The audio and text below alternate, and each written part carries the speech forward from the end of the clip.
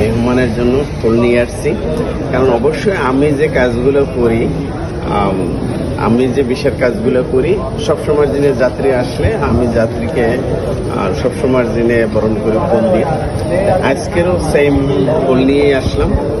সবাই ভালো থাকেন, সুস্থ থাকেন। আল্লাহ হাফেজ।